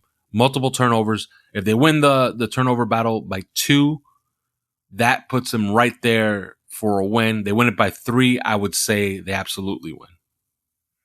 All right. This has been really fantastic. Unless there's a special teams note that I should be particularly aware of, we can jump right to the score prediction. Yeah, I'll give you one special teams note. Thomas Morstead is great. Jason Sanders is very, very high paid, but scares the living hell out of me. He's very high paid. All right. Thomas Morstead, great punter. Used to be with the Falcons and the Saints, if I recall correctly. He's having a monster year. Yeah, he's having a great year.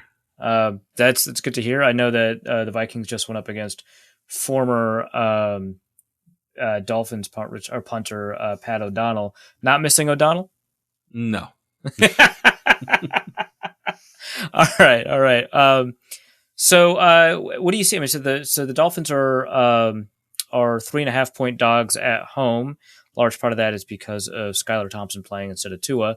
What are your thoughts on that? I know the over-under is like around 46. What's your score prediction? Yeah, I think that this is hopefully they don't have a spotter take our quarterback out of the game on the first snap. But let's say that happens. If that happens, we got Teddy Bridgewater waiting in the wings. So this time we reversed it, okay? Yeah. Because this time Teddy Bridgewater's the emergency quarterback. Man, you got to think that Mike McDaniel, he's been pretty tricky all year with his game plans. He seems to dazzle every time. Finding that running game, and the Vikings, if you just box score watch, you could see how the Vikings have had trouble stopping the run a little bit. If they could just get on that, get to somewhere around 150 yards rushing, you start inching toward that win, and you start getting those turnovers, you start getting even closer to a win. They really do play really well at home. I think that's the formula. They run it. They'll be boring. They'll take their shots, but won't be often. And let's say that they win a close one. They get a timely turnover, 23-21. Oh, wow. All right. That's close enough where I can pretend that having Jalen Twyman on the practice squad was enough of an information advantage to give the Dolphins the edge they needed. It's always fun to spin these narratives, man. Thanks so much for coming on. How can people find you? You can find me at Alf_Arteaga, or you can listen to our podcast at the number 3 yards per carry, anywhere you get your podcasts, Spotify, iTunes, Google Podcasts, anywhere. Now, is that a 3-country podcast or a 2-country podcast? Because Simon Clancy, is he? I thought it's a 2-country. It's a 2-country podcast because I'm in Miami. Mm-hmm. Chris Kaufman is in Tampa, and Simon is in London. So it's a 2-country podcast. Okay. So you can get some international flavor with I was just in London. I don't know if international flavor is actually something I would want, but you get some international flavor with the 3 yards per carry podcast. Really great stuff. I've had guests from them to talk about the Dolphins before. It's been great every time. Definitely worth a listen. And like you said, you can find Alf_Arteaga on Twitter. Thanks so much, man. Thank you. All right, let's go to the mailbag. And the first question is from Cody, who asks, during the pre-draft process, I recall Arif saying that he was intrigued by Skylar Thompson and the way he played at Kansas State. Do you think Skylar Thompson has a chance of being a legitimate NFL starter one day, or do you think his ceiling is being an above-average backup?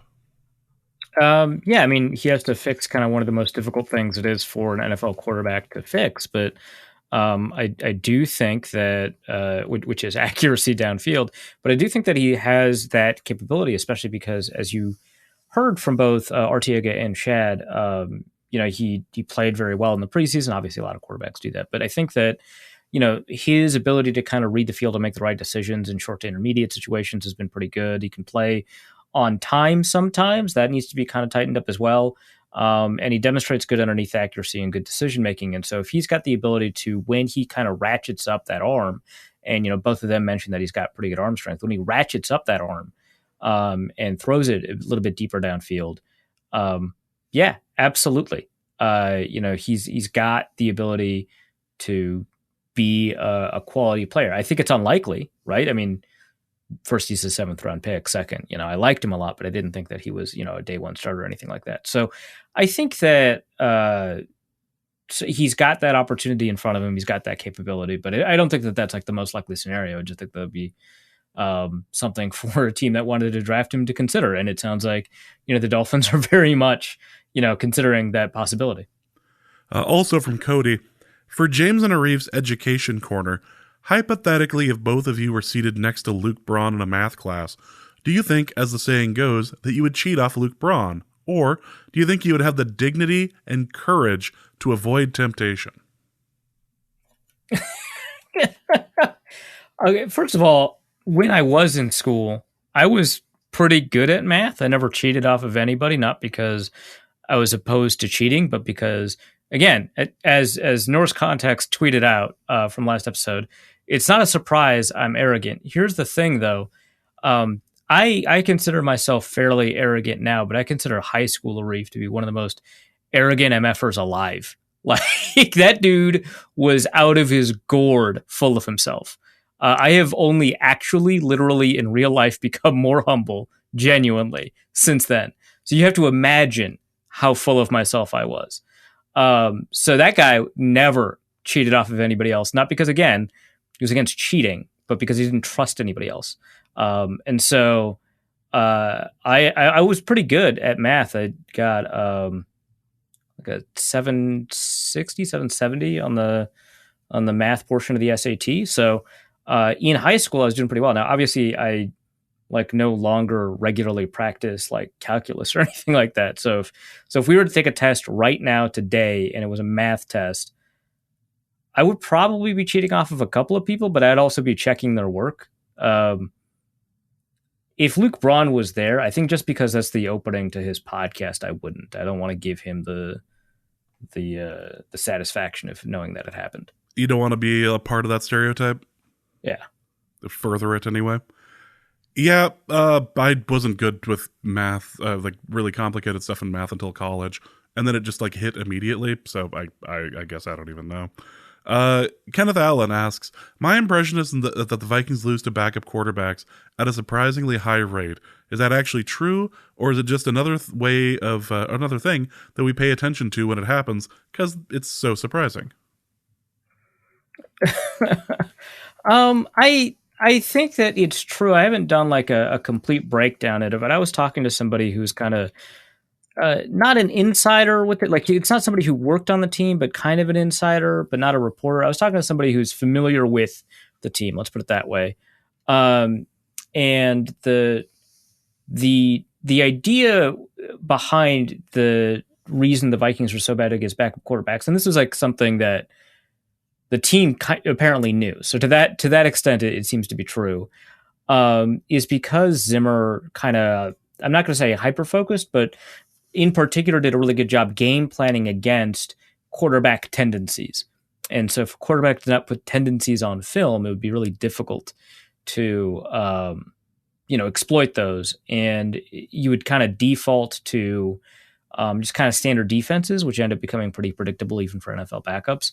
Now, I still think that there's a bit of variance here, I guess bad luck, where also those backups just happen to be able to take advantage of it. It turns out also, I mean, a couple of these backups that we're talking about are Cooper Rush and Andy Dalton, who right now are playing pretty good football.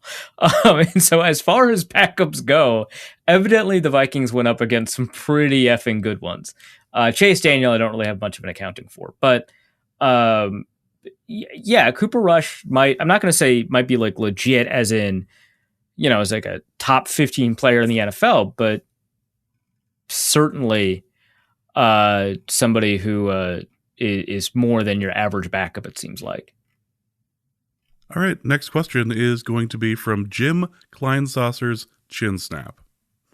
In honor of Edward Donatel's love for shell coverage, how do we morph from a green shell to a red shell and ultimately the illustrious blue shell before it's too late and we are lapped on Rainbow Road by Tyreek Hill and Jalen Waddle on Sunday? You're going to need the blue shell by then. That's true. Yeah.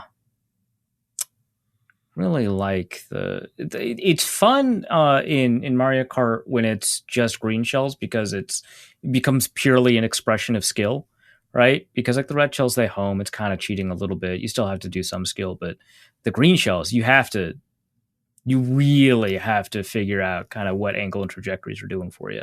It's so satisfying to hit somebody with a green shell. But yeah, I mean, the blue shell is important unless you're in first place. And so the goal here, I think, is just to get out to a lead early. And then you won't even need to metamorph into to a blue shell. So I think that in order to do that, I think that really the Vikings should focus on moving from green shell to red shell, which I guess if we're going to beat this metaphor to death even further, would mean a more responsive zone, one that actually adapts to the realities of what's happening on the field, which kind of mimics the homing mechanism inside the red shell. If we can beat this thing to death, what would be the Vikings equivalent of learning how to shoot the shell backwards in order to hit your opponent? Oh gosh, that's cool. I think it's just baiting picks, right? Like that's that's probably the closest you can get to it. It's finding ways to bait interceptions, with like rotating coverages and stuff like that. Like, the stuff that Staley would do when he was with the Rams, right? Where, Jordan Fuller would be rotating from, too high to single high. And that would create kind of a robber rat situation underneath with maybe somebody like Taylor Rapp, and they'd be able to force a pick, right? That's the equivalent. Well, I'm all out of metaphors as far as we really stretched this one. Yeah. Let's go to Ryan, who asks, over under, which week will it be that we see a full game of consistent, let's go with good performance for 4 quarters from the Vikings? I kind of want to do this based off of the schedule, but it would be kind of silly to try and pick the weakest opponent going down the road and saying, hey, that's who they'll have a complete game against, because the Vikings play down to their opponents until notified otherwise. I mean, they played a 1-score game against the Bears, right? Like the Vikings were playing down. And when I tweeted that out, most people took it well. Some people were like trying to like correct me, like, hey, the Vikings are coming off of a London game, first team to win coming off of a London game in a long time. And hey, the transitive property doesn't work in the NFL. And hey, the Bears are playing Thursday night. That kind of hurts, their perception as an offense. And it's like, yeah, sure. That's all true. I wasn't being all that serious. But also like, the Bears are like bad. Like it doesn't really matter specifically how they play against the Commanders. They're bad, right? And the Vikings should play better. And the fact that they're coming off of a London game decreases the ceiling of their performance, but it shouldn't be so much that like they required a fourth quarter touchdown drive, right? So the Vikings play down to their level of opponent. So I can't just pick an opponent that is bad, right? So I'm just gonna have to pick a point in time where it seems like the Vikings will have it together. And I'm going to say it's going to take a while. I'm going to say week 10, which is just enough time, because if the Vikings collapse down the road, right? Week 10 is about the time you have your get together game, right? Your, you get it right game, and you go back on track and trick people into thinking that you can get, the division, and home field advantage in the first round of the playoffs or something like that. So week 10, week 11, that sounds about right to me. Next question. Who do they play week 10? What was that? Who do they play week 10? Who did I pick? Let's see. Oh, no. This is going to be the what Bills. What if I pick the bye week? That would be funny. I was going to say, it's going to be the Bills, isn't it? Yeah, it's the Bills. Oh, God. Oh. Well, looking forward to that one. Nolan Kaler asks, for Arif's QB shrine, where does General Booty fit into the pantheon of such greats as Case Cookus and Ben DiNucci? First of all, Ben DiNucci is on the shrine not because of his name, but because he's a JMU quarterback. The name helps, certainly. But if we were constructing an all-name team, just from quarterbacks, Ben DiNucci, as cool as he is, would not be in the top 3 slots at quarterback. No. He would not even be third string, right? No, John David Booty would outrank him. Yeah, okay, so here's the thing. I think John David Booty's name is better than General Booty. Even though it feels like General Booty is just a sillier name. And it might be, but it just like, it's almost like there's an uncanny valley for funny football names.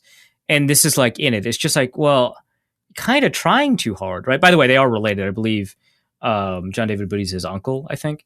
But it feels like it's trying too hard. Like John McLeod, Balthasar, Bethel Thompson is just shy of trying too hard. It's just like, yeah, I could see that happening. I can see the thought process that leads to each individual name in there. But the general book, like, come on. you are trying, right? And I'm kind of inconsistent about this. I thought that, Jadeveon Clowney's brother, Demon Clowney, great name. Divine Diablo, great name. So I'm inconsistent about this, but I do think that General Booty is just, it like fits too well. Case Cookus, hilarious, right? That doesn't mean General Booty doesn't belong on this list, the short list of all name players, but I think it's kind of easy to overrate his name in relation to all of these other names. But I would put John David Booty ahead of him. I put Case Cookus ahead of him. Next question's from Jake, who asks, how will the removal of the Dolphins locker room ping pong table lead Miami to victory? Well, I mean, they're no longer distracted, right? I think that when that custom table that Tyreek Hill ordered, which is like a Dolphins logo on it. So he said the table wasn't like up to standards, and I don't know if he means like the playing surface was bad or that like it was broken in some way, like maybe one of the surfaces was a little bit tilted and you can't have that. Maybe or if he just meant it doesn't have a Dolphins logo on it. Or maybe it was warped from whatever come on in that like was condemned that they took it from. Like, right, yeah, exactly. Like I don't know like what he means by that, but if the Dolphins win this week with a third string quarterback against a visiting Vikings team, I think you'd have to reconsider whether or not you want that ping pong table in there. Which, by the way, that ping pong table has been there for like a bunch of their wins. Like it's not just it's clearly not a distraction. And you watch the last time I mentioned her Twitter handle on this podcast, someone had misinterpreted it and misremembered the name of the Twitter handle, and it just sounded awful. So let me be clear. So Victoria in Bill's Twitter, whose Twitter handle is dirtbagqueer, not, as someone on Reddit asked, violent queer. God. It keeps on tweeting out like random TikToks from the Bills locker room, and I have never seen a football team have as much fun as that Bills team is having right now. At least in like modern football. I think in the 80s you'd see more, but those would not show up on TikTok. But I think that you can't tell me that they don't have a ping pong table, right? Like that's impossible that they don't have one. So, and the Bills are playing all right now. So I think that if they win without the ping pong table in the locker room, certainly something to consider though. I'm trying to think if the ping pong table would exist in the Vikings locker room or if Kirk Cousins would demand it be replaced with something else. Is foosball too far for this team? Oh, I could see. If you asked Cousins, would you rather have a ping pong table or a foosball table in the locker room? Which that locker room that the Vikings have, obviously, it's like a great facility and all that. I think that locker room just doesn't have a really great spot for a foosball table or a ping pong table. There's a lot of room in it, right? But like the center of it is like this massive, really cool fireplace. It's got like, a couple of HD TVs and stuff, but like, there's not like a bunch of room that you maybe move some tables from, not a bunch of room for a foosball table. But I think if you asked Cousins to choose, he'd choose the foosball table, which I don't know what that says about who he is. I don't want to read too much into it because like on some days I might prefer the foosball table too. So I don't want to be like, I don't want to like hate that, but he definitely feels like he would pick the foosball table 10 out of 10. Do you think he was the type of person? I realize I'm asking like follow-up questions on this. This is important. On something that nobody asked. However, do you think he was the type of person who would challenge the owner of the house who had the foosball table in college, or do you think he was one that owned one in college? I don't think he owned one. He was such. I read his book, remember? He's one of the reasons I'm asking. He's such a frugal guy. I don't think he would have owned one unless he found one like on the side of the road or like his community center or church decided they didn't want theirs anymore. But I don't think he would buy one, which I guess most people who acquire a foosball table probably get it secondhand anyway. Not many people are buying new foosball tables.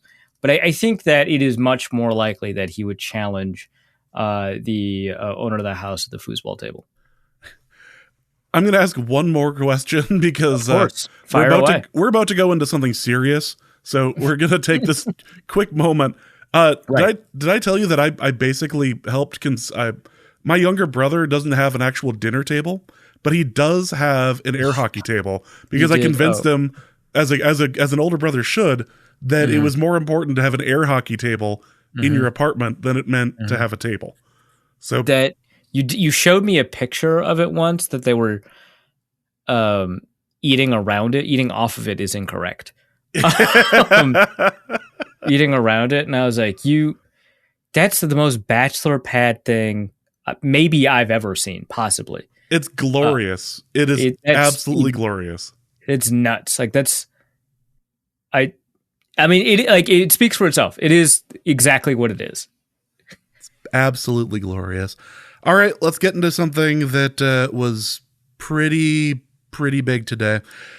Lurking asks, the Daniel Snyder scorched earth threats. Your thoughts? Okay, so there's an article that Don Van Natta Jr., Seth Wickersham, Tisha Thompson wrote, along with the assistance from John Keim and ESPN researcher John Mastroberardino. It's a huge article. It's got 8 different bombshells in it, I think. I didn't count them, but it felt like there were a bunch of different bombshells. Huge article over at ESPN. Obviously, we'll put it in the show notes. But if you just Google ESPN Dan Snyder, you'll find it as well. It's clearly going to be like the top result for the next couple of days, if not weeks. So in this, it details basically the process by which owners are attempting to freeze out or reduce the influence of or otherwise mitigate Dan Snyder's control into ownership of the Washington Commanders and Dan Snyder's response and retaliation, which I don't love the ordering of all of the different story beats in the article because the stuff at the top becomes kind of the most newsworthy stuff and the stuff in the middle and the stuff at the bottom gets kind of buried away. And the football stuff is obviously like the least important stuff. That stuff does kind of and that stuff is a little bit further down and that stuff does kind of blow up. So it's not one for one, right? Like the Dan Snyder being the one to trade for Carson Wentz or the one to demand Carson Wentz and not have any of the football staff on board. Like that's just not important, right? Like it's great for my bits and stuff like that.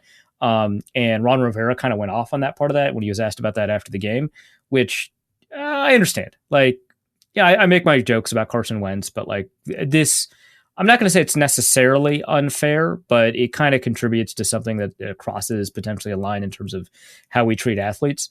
But, the stuff about what is the line for different owners and what Dan Snyder's MO is and kind of what is acceptable, not acceptable in the NFL.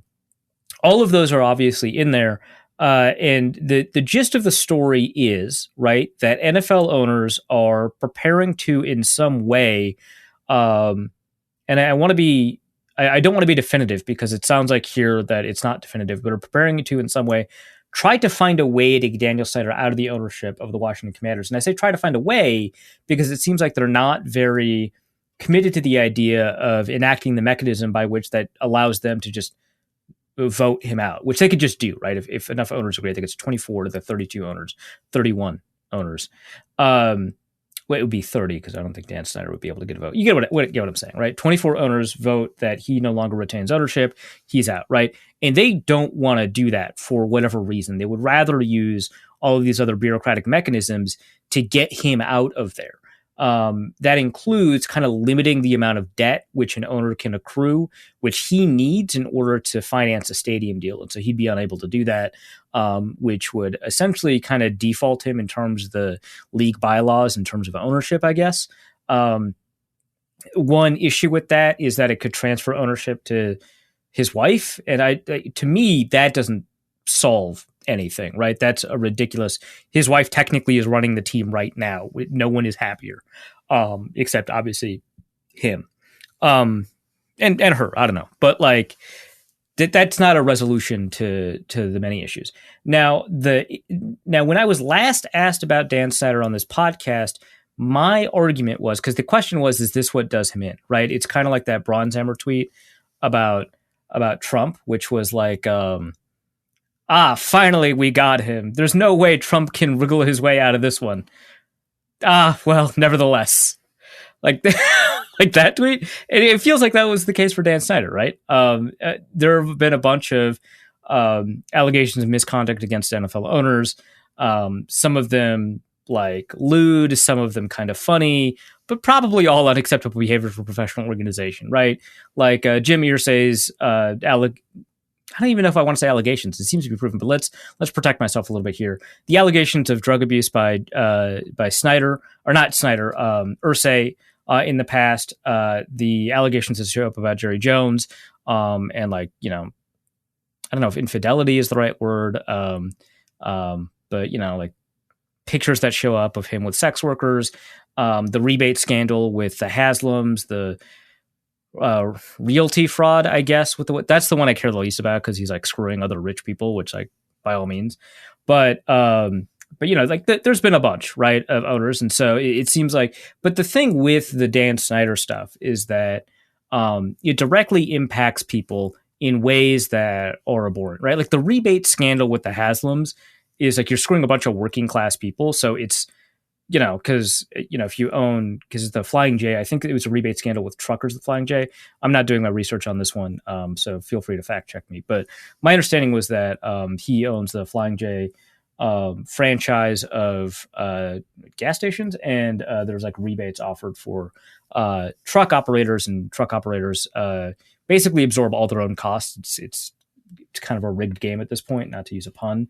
And so truck operators make a ton of money and then lose all of it in terms of the upkeep for the truck. And so stuff like rebates on operating costs for what they do would be enormous. And they simply did not get the rebates back from the Haslam. So it hurt them in a very serious way. I'm not saying that that isn't the case, but it's not as direct or immediately recognizable or in the same way disgusting as the allegations surrounding Dan Snyder and the separate allegation of him directly committing sexual harassment and potentially sexual assault. I don't know all of the details about what happened with on the plane with the accuser in 2009, I believe it was, as well as a toxic environment that he fostered, encouraged, and ignored the development of that led to sexual harassment throughout the Washington organization.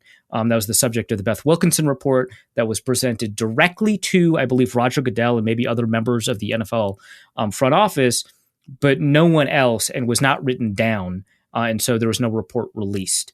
That is not the direct reason that these owners are upset for the most part. There are a couple of moments in this ESPN article where they say like some individual owners seem to be directly upset about this, but it seems like for the most part, they're not upset about that. And to be completely frank, why would they be? They did not get to where they are, most of them in the industry, by caring about stuff like this. This is just not something that historically people who become billionaires care about. I'm just going to put all my cards out on the table when I say that. Second, if they had cared about that, Dan Snyder would have been gone long ago, right? Because of the cheerleader scandal. I believe it was in Costa Rica. It was a Central American country where cheerleaders were flown to that country for a calendar shoot, and then their passports were withheld until they performed a number of acts, I guess I should say allegedly, with Washington football team VIPs. That should have been enough. Dan Snyder should have been out of there if the owners cared about that. They clearly do not care about that. In the story, which the story doesn't even mention the cheerleader thing. In the story, they mentioned that they don't mention specifics, but they mention it in passing. Enough that I must have missed it then. Yeah, there it is. Our clients and public at large deserve transparency, said Lisa Banks, attorney for nearly a dozen former team employees and cheerleaders who publicly revealed the team's toxic culture. Let's see, including some made by former team cheerleaders who accused team executives of creating videos of them partially nude, making disparaging sexual remarks, asking for dates, and telling female employees to flirt with suite holders. So that should have been that. That was a while ago. They don't care enough about that for that to impact ownership.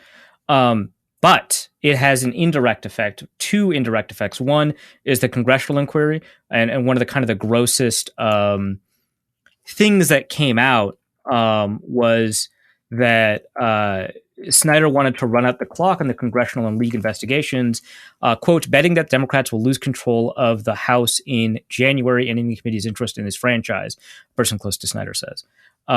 So, like clearly it's just, I don't know, if that's not self-evidently disgusting to you, there's nothing I can say that would make that seem less disgusting. So there's that. And then also the secondary thing is that it is affecting pocketbooks for NFL owners. Now, the reason I brought up the last time we talked about Snyder on the podcast is because it is impacting pocketbooks, and that's when billionaires start caring. Now, that scandal was about Dan Snyder hiding the gate receipts or in some way lying about the number of tickets sold or people going through the gates of FedEx Field. Now, attendance in FedEx Field has been dropping dramatically. At the very end of the article, he mentions, or I shouldn't say he, they, multiple people wrote the article.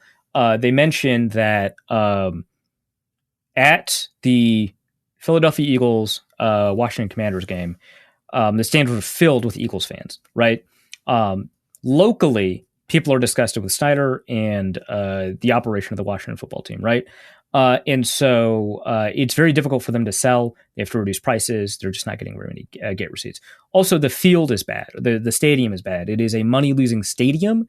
It does not maximize revenue in the way that, for example, US Bank Stadium or Jerry World does by its seat configuration, how much you can charge for seats, how many suites it has, etc.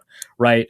The way that you make money with NFL stadiums nowadays is with suites, right? Because NFL stadiums have increased the amount of revenue that they bring in substantially without increasing the number of people that they hold in the seats. Like I don't think the Vikings increased the seat capacity between the Metrodome and US Bank Stadium all that substantially, even though US Bank Stadium looks so much larger and has like another tier of seating. It just doesn't seat more people, but the suites are more expensive.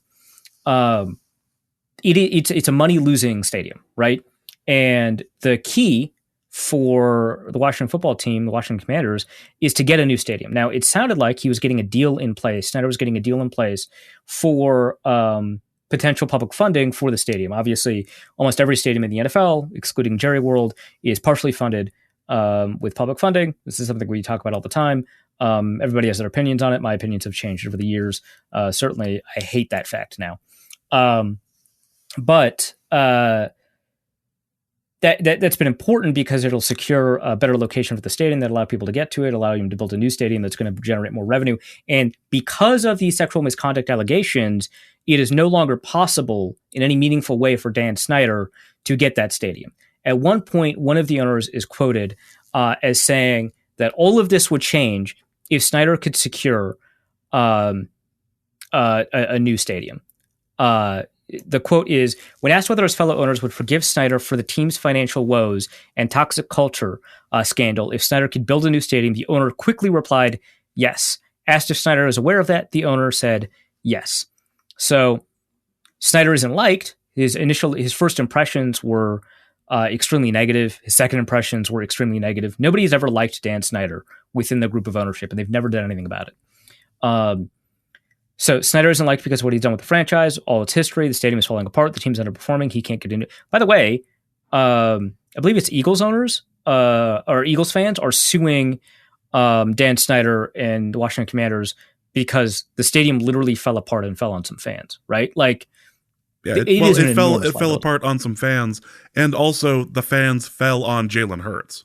Right, yeah. So, yeah, all kinds of legal liabilities associated with the stadium now. Plus the sewage, right? Like, you remember that? The sewage was spilled. Yeah. Yeah, so he can't get into the stadium. There's no way out. He may have passed the point of no return. And that's when the reporter asks the owner if the owners would forgive Snyder. Now, this is just one owner's opinion of the opinions of the other owners. I don't know. Who knows? But there is no evidence of improvement in the stadium. FedEx Field has reduced its capacity from 90,000 to 64,000.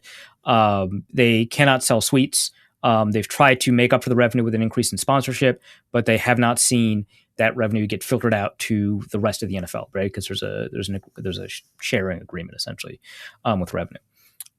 So because of that, Snyder is potentially on the outs.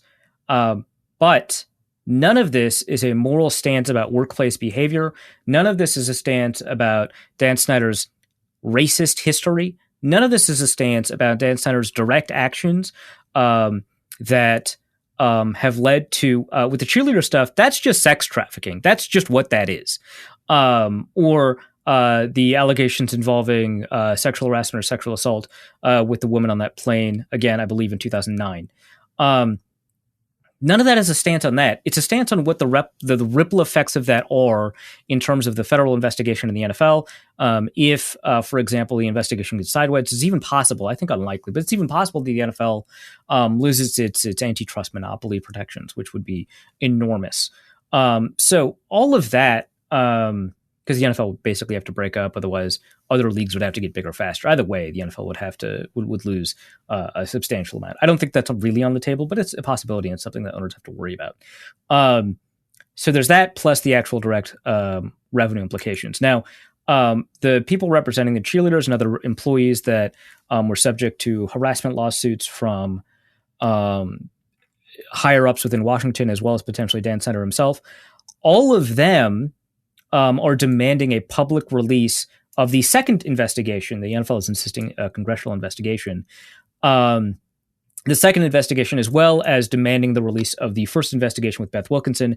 Roger Goodell has been protecting essentially Dan Snyder, and it's actually upsetting other owners that he's doing it.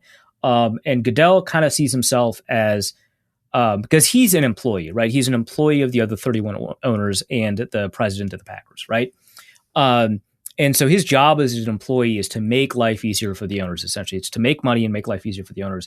And he's very good at making money. He does a really great job at striking television deals. Like, he's going to go to the Hall of Fame, like every owner, every commissioner's gone to the Hall of Fame. He's going to go to the Hall of Fame because of the amount of money he's made the NFL through TV deals. But the second thing, he's not bad at either, right? He takes the booze. He relishes the booze at the draft because the owners don't get the booze. He does. That's his job. That's why he makes money. And his job is to make the life of somebody like Dan Snyder easier. And he is doing that even though other owners dislike that. And the reason he's doing that is because other owners know that when they're in it, right, when they're in boiling water, Goodell's going to do the same thing for them, right? And that is just the nature of the relationship that they have. It is structural to the NFL. It is impossible to get over. The NFL will always have this structural problem where investigation into the highest levels of the NFL will never be satisfactory until it becomes so large that the literal effing Congress has to get involved. And it filters down, right? Because it goes ownership and then front office and then coaches and then players who receive the least amount of protection and put the most on the line to make sure that the NFL is a viable product. Now, that doesn't always happen, right? Because Deshaun Watson just got $250 million to play for the Browns guaranteed. But we know that players are held to more accountability than coaches, who are held to more accountability than front office and general. Like, it's Steve Keim. I think he got, let me make 100% sure on this one. But there have been, Cardinals general manager Steve Keim jailed and suspended for extreme Dewey. Now, extreme Dewey is, I believe, in Arizona, a specific charge when you blow blood alcohol content of 0.15 or more. Remember that from the Michael Floyd stuff back when Michael Floyd signed with the Vikings and was on like double probation, and the kombucha stuff, right? Keim's blood alcohol content was 0.193, right? And he faced fewer repercussions, right? I mean, he got fined $200,000. He was suspended for 5 weeks. What does it mean to be suspended as a general manager? Right? I mean, because like the owner of the Dolphins was suspended. What does that mean? He's not making less money, right? For all of the allegations surrounding Brian Flores and tanking, right? So, and we know that they're held less accountable than even owners are held, right?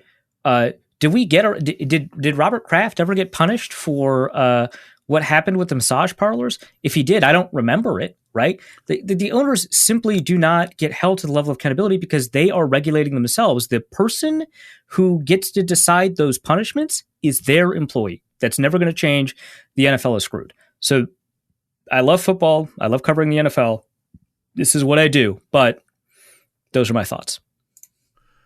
So there's more to the story, but we're gonna move on to another story that turned out to have a Minnesota twist to it.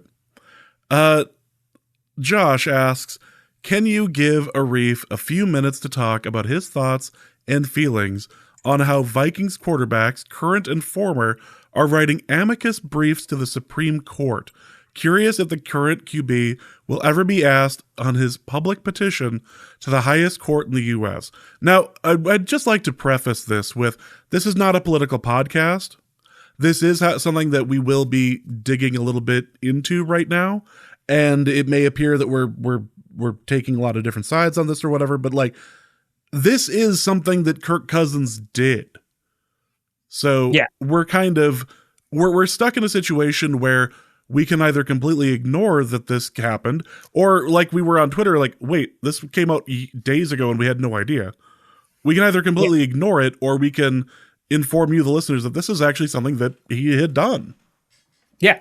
So, and I'm going to take a side on it. Again, we're not going to keep, Norse code moving in like a political direction or anything like that. It's primarily a football podcast. But this directly, it's a Supreme Court brief, right? So it just kind of entered it. And I don't believe that there is such a thing as objective reporting. So I'm just going to lean into and tell you what my biases are. And then you can determine for yourself based off of your knowledge of what my biases are, about kind of what I think about the whole thing. So, there's a case. I'm going to talk about the case in a little bit more detail. But first, Kirk Cousins was among a number of players. Those players include Nick Foles, Phil Olsen, Christian Ponder. Of course, there's another Vikings addition there. Drew Stanton, Harry Swain, Jack Youngblood.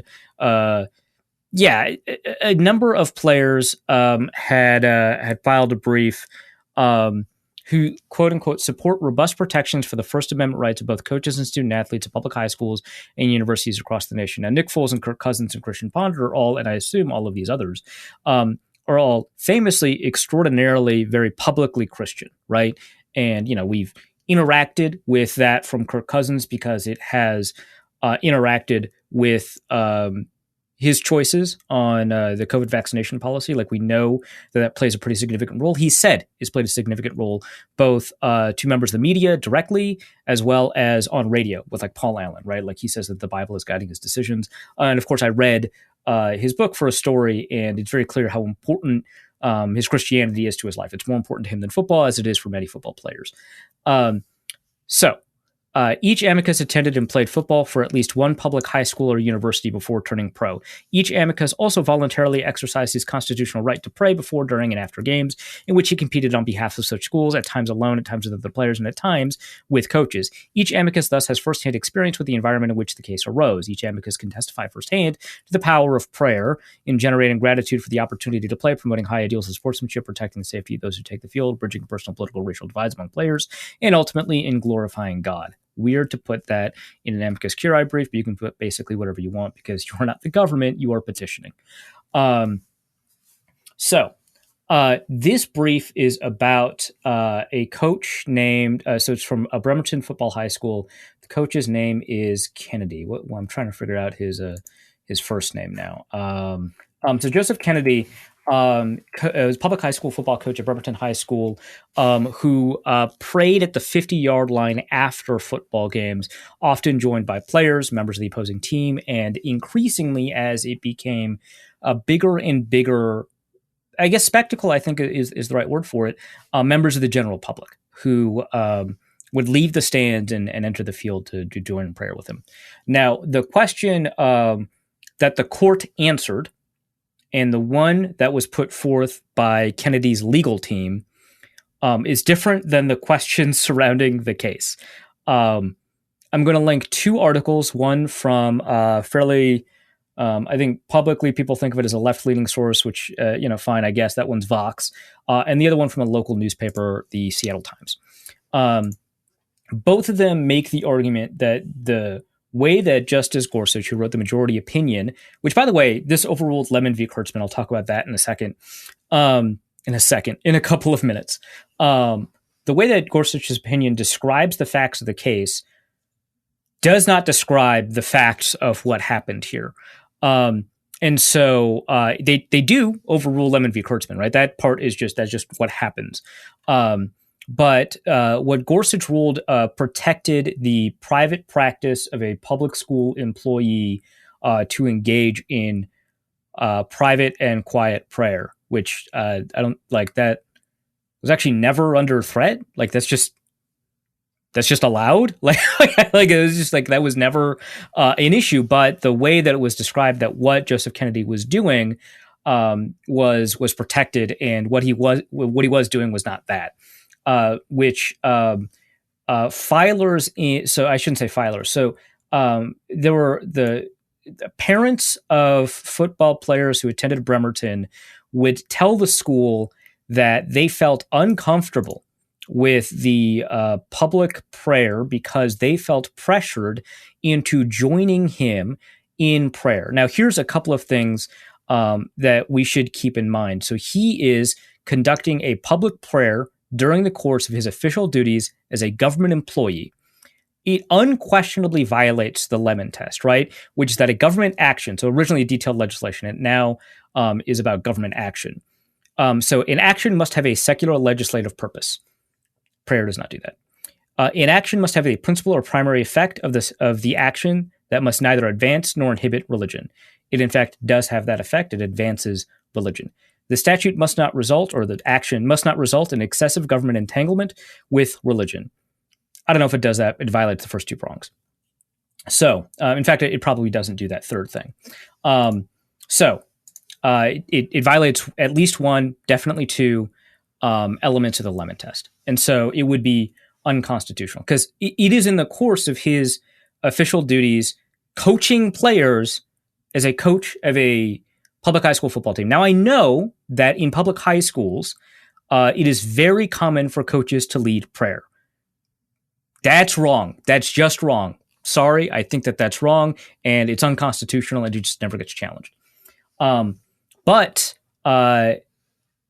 private prayer with players is very common, and players privately praying, difficult to say, is something that was never under threat, and that's what the amicus curiae brief was meant to protect. But in filing that brief, it contributed in a very small way. I don't think in a huge way. It contributed in a very small way to the idea that that was actually what the case was about, and it wasn't.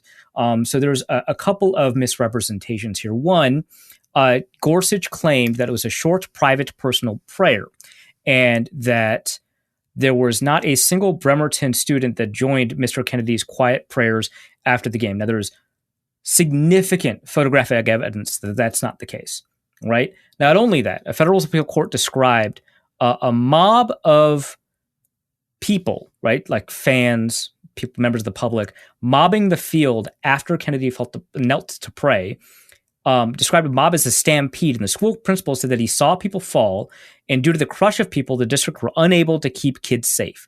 Members of the school's marching band were knocked over by the crowds. The school did ask him to stop being ostentatious about prayer, and then told him, hey, if you need a place to pray after games that's private, we will make that accommodation for you, which personally, I think I have a very strict understanding of that separation. I think that that would be a violation, but because it's a provision, but whatever, it's a compromise, right? Students felt compelled to participate. They felt that they wouldn't get to play as much if they didn't participate. They told him to knock it off. So he would raise a helmet during prayer. He did stop doing some of that stuff, but he kept on kneeling at the 50-yard line immediately after games to pray. And people felt pressured, however, consciously or unconsciously, into joining them in prayer. He also made the argument that he was fired for this. Not the case. His contract with the school expired at the end of that year, and he never applied back for that position again. He did not make an effort, much less a good faith effort, to retain his job, which reminds me of the Maya Forstater case, but that's neither here nor there, and it's also in the United Kingdom and has nothing to do with football. Yeah, so the school had a significant public safety reason to limit these expressions of faith. They had a legitimate reason to inhibit the expression of faith from a First Amendment ruling standard, and they had a legitimate interest in the context of another First Amendment ruling, which is the players in particular feeling pressured. Right. So all of that was the case, but Kirk Cousins, Jack Youngblood, and all the other people who filed the brief for the amicus curiae bought into the lie, right? And the way, and several district courts, including the Federal Appeals Court, characterized the case made by Joseph Kennedy as lies, right? The facts of the case did not stand as they were. And again, I'll link both articles. You can make your decision. I obviously have my own opinions about this, and that's coloring my reporting of this case. But the way that Bremerton High School described, so a former player of Bremerton High School described the homecoming game in a brief to the court. To this day, I don't remember who we played or if we won. All I remember is the aftermath of the game, in which there were over 500 people storming the football field from both sides, hopping the fences and rushing to the field to be close to Kennedy before he started his prayer. And again, this was supposed to protect short, private, personal prayer. It was neither short, nor private, nor personal. It's the Milan Smith, the Ninth Circuit Court of Appeals judge, by the way, who was a George W. Bush appointee, said the whole case was built on a deceitful narrative. The facts in the record utterly belie Kennedy's contention that the prayer was personal and private. The coach was doing, later dubbed what the coach was doing as "Everybody Watch Me Pray," which is a staged public prayer. And again, in his official duties as a public school employee, he has made significant money since then. Now, the court did rely on a different interpretation of what counts as precedent, which would then later be used in their rulings with regards to gun rights and Roe v. Wade. I'm not going to get into that, but the originalist interpretation of looking to historical tradition as opposed to court precedent, and also a very specific and particular interpretation of historical tradition, because the phrase separation of church and state does not come from court precedent, or did not originally, but rather comes from American historical tradition. It was a letter written about the nature of what the First Amendment is. So again, this originalism stuff is I guess what people make of it. So my thoughts on Kirk Cousins filing it are that Kirk Cousins contributed to a deceitful narrative. I have no idea if Kirk Cousins knows the facts of the case. I would suggest that because he's got a lot to focus on, and because the case as publicized was so distorted in its original reporting, I would suggest that through no fault of his own, it is somewhat likely that he may not have known the facts of the case. If he did, that's all the worse. But I think ultimately that he's wrong. And it's not inappropriate for him to file an amicus curiae brief, a friend of the court brief, but rather that it's just incorrect and erodes, however important you think constitutional protections are, it erodes those. Well, let's move on to something a little, I say, less serious here. R. Menson asks for Arif's time heist corner. Go. So this is actually kind of serious. I usually listen to the podcast in the car to and from work. The problem is I commonly work from home on Fridays, which makes finishing the Thursday pod before the game difficult. Mm-hmm. When will Arif's time heist skills be sufficient so that my Thursday evening recording can be released on Thursday morning? I unfortunately cannot enforce time heists for other people. I can steal physical objects. I suppose I could turn a recording into a physical object and steal those, but that just sounds like a lot of work, and my time heist energy needs to be kind of apportioned to more important stuff, like, was it fighting Blair Walsh at the top of the Metrodome? Yep. Yeah, that's more important. During a blizzard. So, unfortunately, I don't think you're going to get any relief off of this. Don from Ohio asks, how big of a lead do the Vikings blow this week, and how do they come back and win? So the Dolphins are not like a bad team. They just have a backup quarterback. So I don't think it's going to be like a 14 or 18 point lead or anything like that. I think it is a 10-point lead. They come back to win, basically off of what Sam Ekstrom said in the Minnesota Football Party podcast, off of a punt fiasco of some sort. Now, it doesn't have to be a butt punt. Doesn't have to necessarily be a blocked punt, but some kind of fiasco. I mean, it could be either of those things. Or it could be a gunner screwing up. It could be like a fun little lateral. It could be Miami committing a penalty on a punt, and any number of fiascos. But I think that's how they get back, is a special teams mistake on Miami's part during the punt game. Either that or the referee calls giving him the business, and that ends up Perfect. being just enough. He was giving him the business. Also from Don from Ohio, for James and Arif's poker scandal corner, have either of you seen the Robbie Jade Lou Aldenstein hand? Do you believe she cheated? Also, if you were sitting at a poker table with 7 other members of the Norse Code Discord, who would be most likely to cheat and how? Yeah, so Don, no, I haven't. The only cheating scandals I'm aware of are the Hans Niemann cheating scandal and then the compounding cheating scandals in the chess world. Not because I care that much, although it is kind of an interesting story, but because people keep telling me about it, which is like cool. I don't hate it, but it's just like I never really asked. Just now I know a lot about this chess stuff. I actually know quite a bit about the cheating scandal, and by all appearances something is wrong, and Tell me more. It's very clear. So here's what ended up happening. So this woman who has only been playing in smaller money venues and smaller money tournaments, a woman by the name of Robbie Jade Lou, has been appearing all of a sudden in all these bigger events because her boyfriend, or someone she's been romantically linked to, has been bankrolling her for it. Okay, great. All right. If that's what you want to do, it's legal.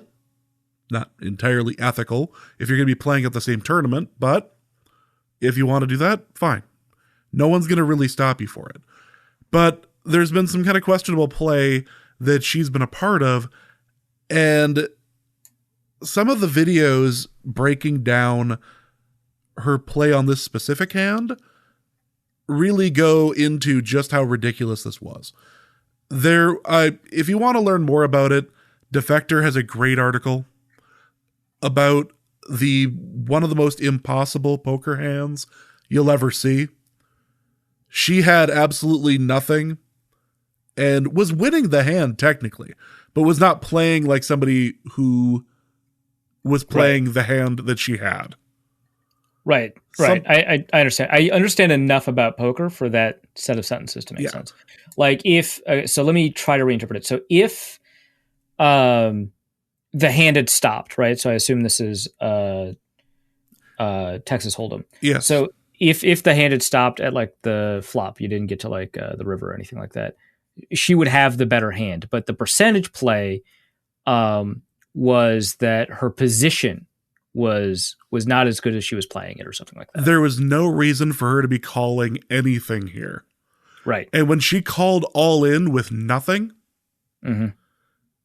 she won it, but there was no reason why she should have been able to call that. So the question becomes, how did she know that? And how cheating ends up happening in this sort of like situation. And there are ways, but it's shady. And she felt when she was confronted with it after the hand, she ended up giving the money back. Oh. She had like 3 versions of the story as to why she played the hand the way she did. And then she ended up just giving the money back and be like, I don't want to deal with this. Just take the money back. And listen, if you're playing in bigger tournaments now and you're being bankrolled by somebody, you're not giving money back. Yeah. That's like wild to me. It doesn't work like that. So it's best to look at these things as like a spectrum as to whether or not it was cheating or not. And it looks like 90% this was cheating. This could be also the worst played poker hand in the history of poker, and it worked out for her. Or Occam's razor, something is wrong here. There's no reason any human would play a hand like this. So check it out. There's an article on Defector. It's worth looking into. There's a number of good videos on YouTube kind of breaking it down, but it's just wrong. Just watching it, you can tell something's very off when she keeps calling. And one of her excuses was that she read her cards incorrectly. But she keeps looking. Wow, that's wild. But she keeps looking at her cards. That's okay. So in a hypothetical world where I'm cheating at poker, my my excuse would not be that I read my own cards wrong, right? It would be that my opponent had a tell of some sort, right? Yeah. Like you would just say, "Oh, I knew that they had nothing. They had more of a nothing than I had, so I might as well play it the way I did." Right? Like that would be the way you'd play it, right? Unless the way the cards played out, that wouldn't have made sense as an excuse. But I feel like that's a much better excuse. Like, oh, based off of their behavior, it just felt like they were acting kind of nervous in a way. And she had said some version of that she'd been, or that he'd been playing like that to her a lot lately. This was not the first time they've played each other, but yeah, that was almost like one of her excuses. And then she went right back to I misread my hand. I didn't know what I had as I was playing it. It's like, it's just wrong. But the second question of it was, if we were sitting at a poker table with 7 other members of the Norse Code Discord, who would be most likely to cheat and how? Dawn and poorly. Through a series of easily detectable hand signals. I think everyone would think that Glitchy Lauren was cheating, but it's just because, like, it turned out she didn't have a tell because she was too busy on, like, edibles to figure out what. Yeah, I think Glitchy Lauren would be extremely suspicious, but just because of Glitchy Lauren stuff. Yeah. Like, I don't think. Yeah, I agree. Yep. Not cheating. Dawn absolutely would be cheating. Not cheating, just spacey. Yeah, exactly. I think Tankby, there's a good chance because Tankby doesn't respect social norms. So there's probably some chance of that. And I think the B Herman, by the way, a lot of people in the Discord have named themselves after bees for some reason, just by the way. Join the Discord, name yourself after a bee. And make sure to visit the Case Cookus whaling wall. But I think the B Herman would want to cheat, but wouldn't know how. Well, that's going to be it for this episode of Norse Code. Hope you guys have enjoyed it. Arif, what do you have to plug? So you can find me at Pro Football Network. We're going to have a mailbag posted very soon, profootballnetwork.com/author/ASON. So what I soft announced last night that we were going to, or not last night, last time, was that we were going to be launching a website, collegefootballnetwork.com, that has since been actually officially announced. So check that out if you want a bunch of college information. One thing that I'll say, so obviously I'm a shill and I stick up for my coworkers. I did that while I was at The Athletic, although of course I do genuinely believe all the compliments. Is just when I have insults, I hold them back. So here are the compliments I have for the people at College Football Network who have done nothing but impress me. So there's not even insults I have to hold back.